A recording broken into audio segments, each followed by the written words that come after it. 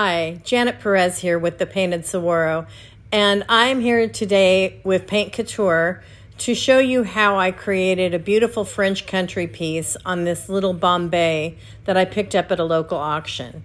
I'm starting off with some of the Paint Couture color Truffle and some salt wash and mixing it to be about the consistency of brownie batter. You want to make sure that you get it blended really well so you don't get any little white chunks in there. And you can either use this product or you can use the embossing medium, which is another great way to add texture to a piece. And that is available through Paint Couture. Anyway, I wanted to get some texture on this piece. The truffle color isn't really going to be showing, but for me, it's important to lay down a base coat. For darker pieces like this one is going to be, I like to use a darker base coat, and this truffle is perfect for that. On lighter pigmented colors, yellows, pinks, things along that line, even whites and creams, I'm going to start with a light color base coat because I want that color to come through true on my piece of furniture.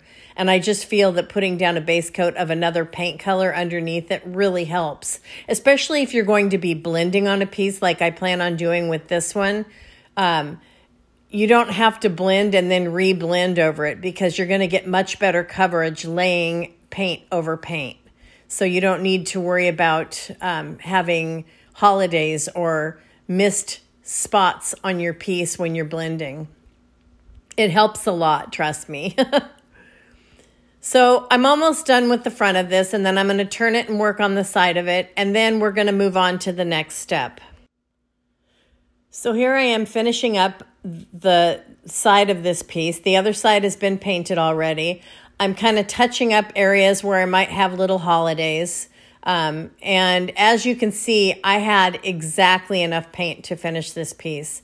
As you get more experienced, you learn about how much paint you need to do a step like this so that when you're mixing paint with texture or mixing colors to blend for a certain piece, you're not over or underestimating how much you need. I've got the piece laying on its back right now because I want to make sure that I get into all of those little areas that I can't see from the top or from bird's eye level. And because I'm partially handicapped and I can't get down on the floor, laying it on its back is the easiest way for me to get in and make sure that I didn't miss any spots when I'm painting a piece. Because you guys, there's nothing worse than, and this happened to me early in my painting career, but there's nothing worse than having a piece get picked up by a customer or a shipper, a transporter, and realizing that you missed the back leg on a piece or have a big spot that you didn't get painted. It's pretty embarrassing. So this is just a way to avoid that kind of embarrassment. So now I'm starting off with my second layer, and I'm using Deep Sea, Dark Lake, and Eggplant. And I think that they're a really beautiful color combination together. I'm going to use the Dark Sea for the outer edges of the piece. I'm going to pull the Deep Lake into the center of the piece, and I'm going to use that Eggplant, as you can see here, to sort of go over the carved details and just add some depth and dimension to those areas. Working around the outside edge, pulling that Eggplant in, and I'm really loving how this is looking. And this paint just goes on so smoothly and so nicely. It's incredible when you're working with good quality paint, what a difference it makes. So again, working around the outside edge, I spritz some water occasionally. If you start to feel your paintbrush drag, you definitely want to have a water bottle with a misting ability to it. You can either go buy one at your local art store, or I recycle bottles that are misting type bottles and use them for water in my studio.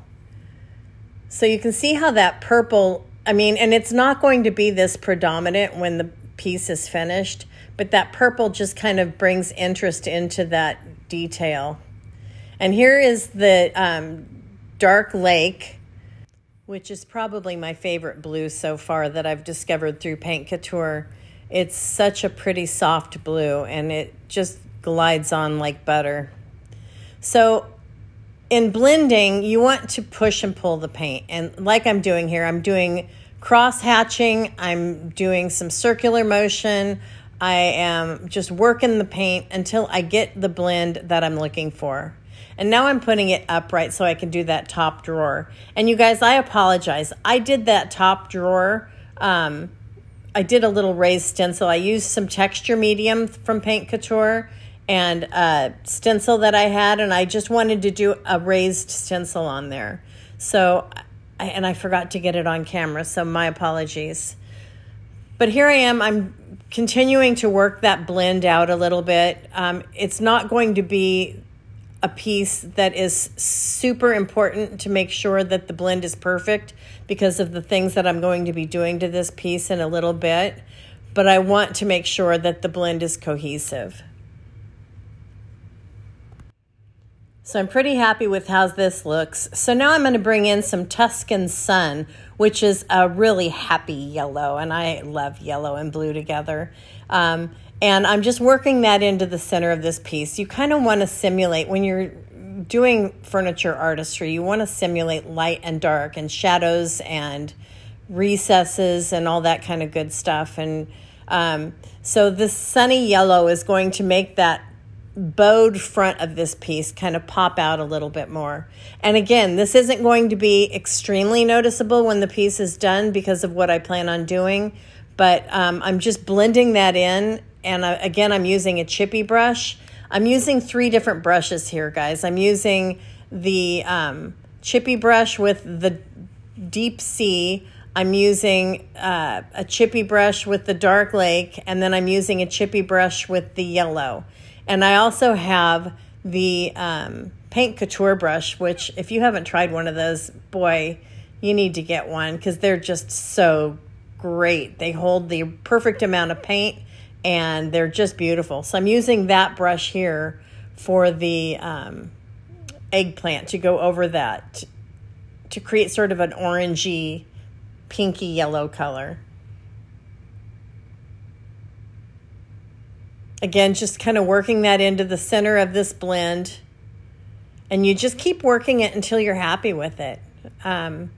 Again, this piece, it's not super important that I have the perfect blend on this piece because it's going to be sort of masked with some other techniques I'm doing in a minute. But to blend a piece, it's super easy to just keep working at it until you're happy with it. Take a step back if you need to and see where you might be missing something, or you might need to add a little dark or a little light, and go for it.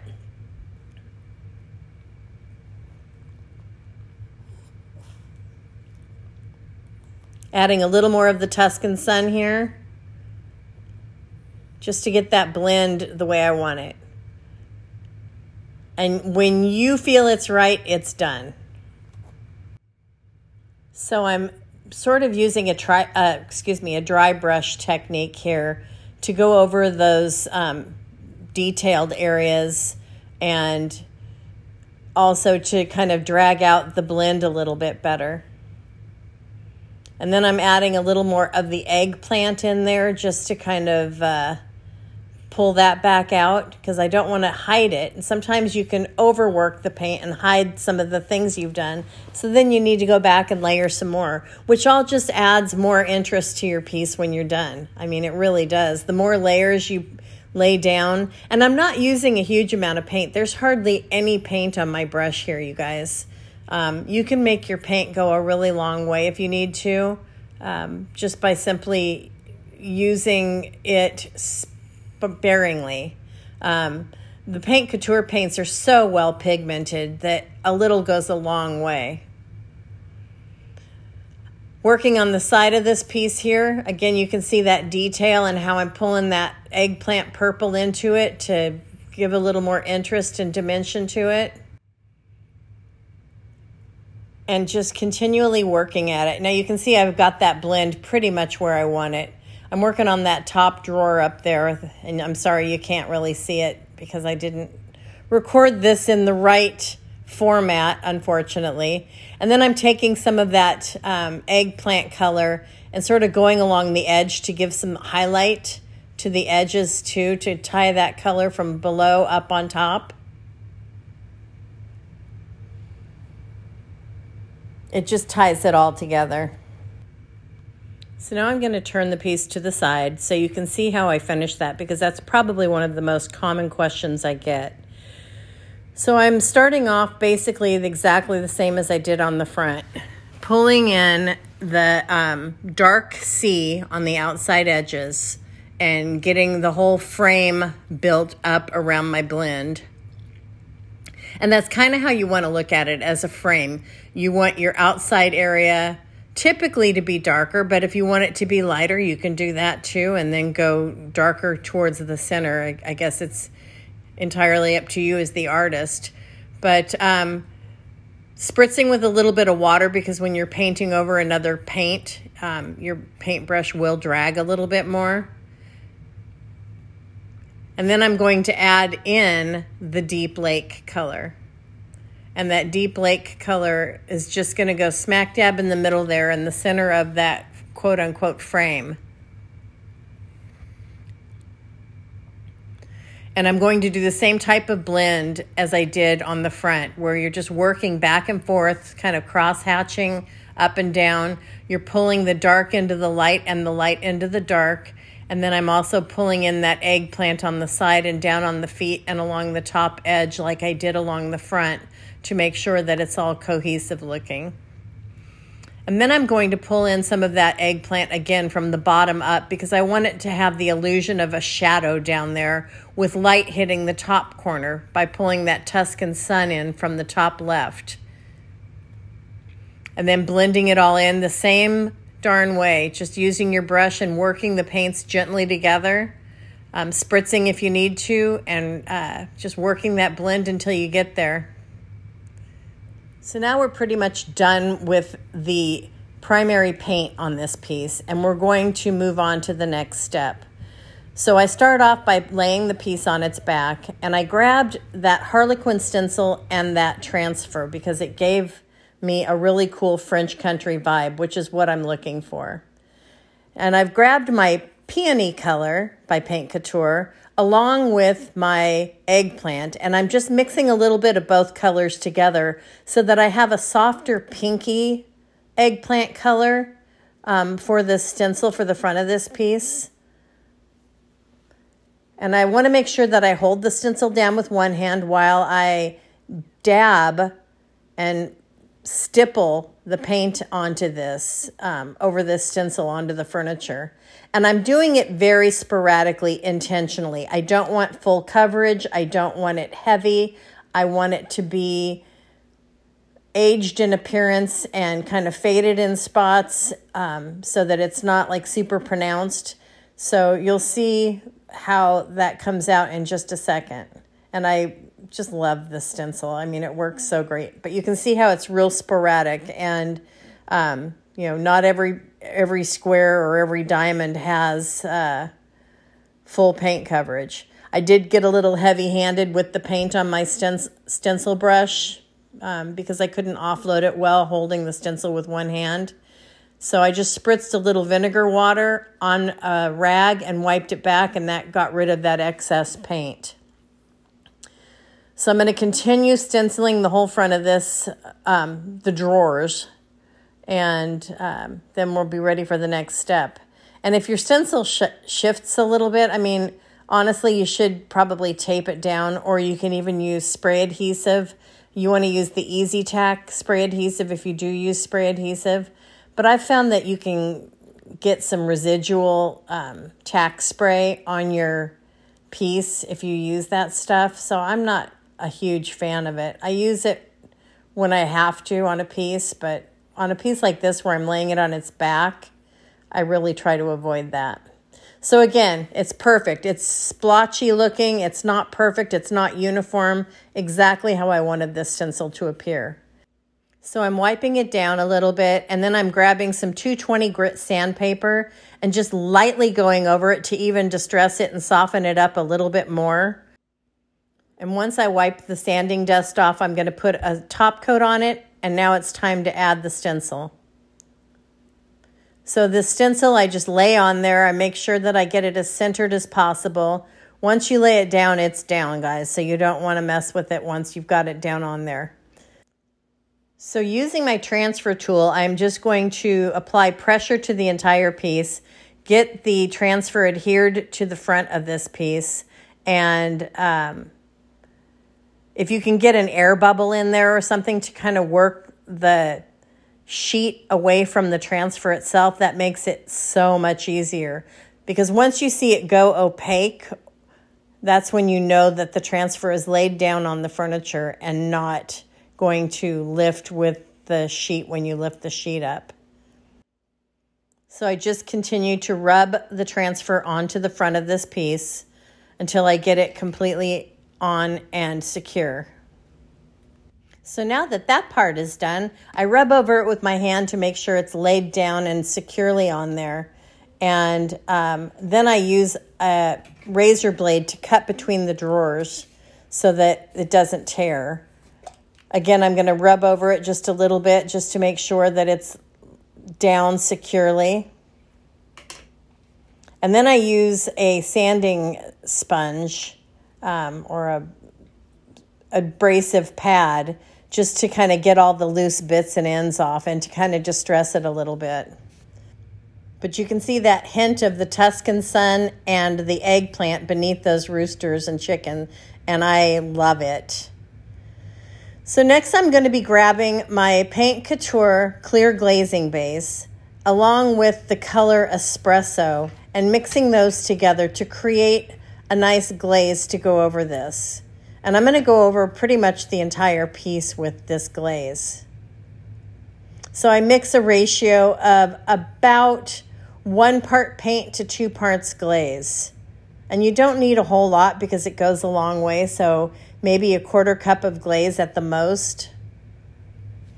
So I'm applying a glaze to the outside edges and the bottom and working it into all of those little carved wood sections.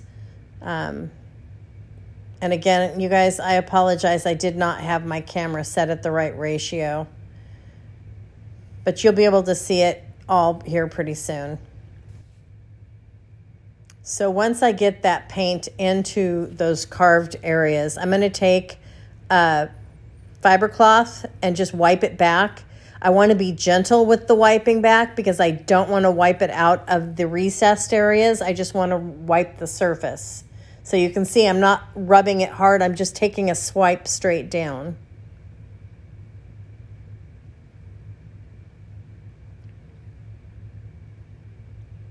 And it just pulls out the details a little bit more. Everything you do just adds more to the detail. Now I'm going to go over the entire front of the piece. The stencil, the rooster, the chicken, the bees. I'm going to go over all of it because I want it to look aged. It's a little too white and stark for me because I want this to look like an old French piece, an old country French piece. So I'm just going to age it out with this glaze a bit. Again, going over all of it. There I am removing a hair out of there.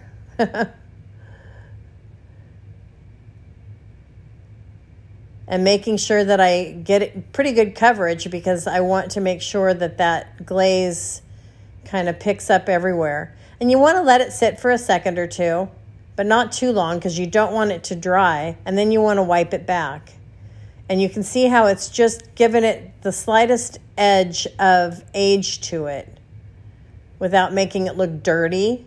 It just looks older. And that's what I'm hoping to achieve here.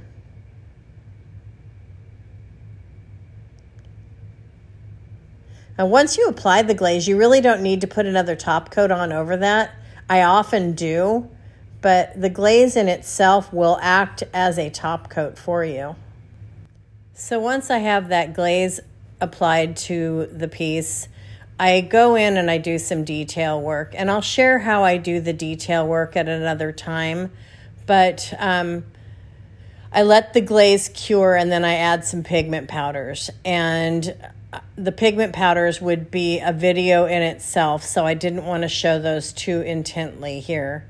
But I'll show you some finished pictures of this piece now that it's all done, and hopefully you love it. Hopefully you learned a thing or two, or you at least enjoyed watching the video, and I appreciate you being here, so thanks for joining me. Again, thank you for joining me. This is Janet Perez with the Painted Saguaro, and I appreciate you joining me here on the Paint Couture channel. See you next time.